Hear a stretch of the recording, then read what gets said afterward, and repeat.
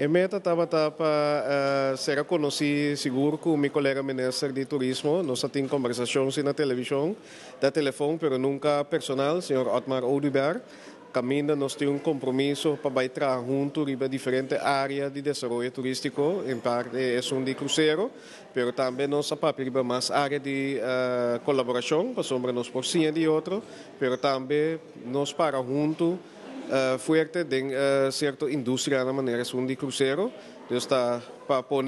fundação para a colaboração e também me será passar para reintroduzir me como ministro na um amigo político de Bassa Anha acaba com o senhor Mike Eyman, ministro presidente,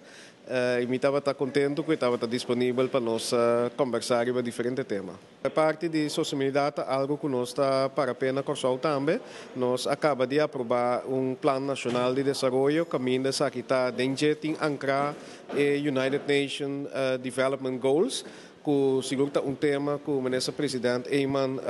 puxa a liderazgo riba o terreno e para Aruba e pues nós também alguma área de colaboração e retornar que o estado não isleño chiquito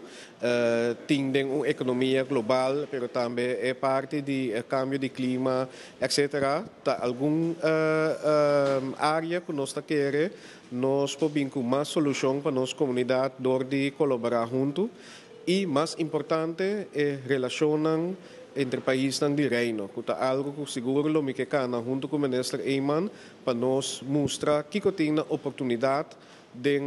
reino holandês e nós estamos contentos para pôr a papel basta de tema aí. O próximo passo, seguro, para follow-up algum de pontos que nós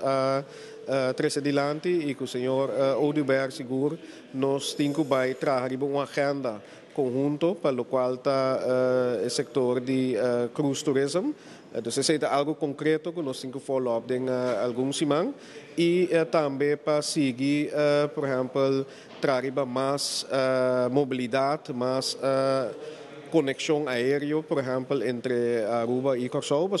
nós também que beneficiar nos desenvolvimento turístico de ambos países, mas também mobilidade de nos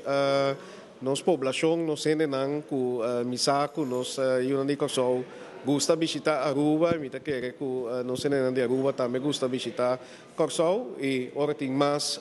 conexão aérea, nos pode estimular mais essa. Então, esses são dois temas concretos que nós vamos seguir trabalhando.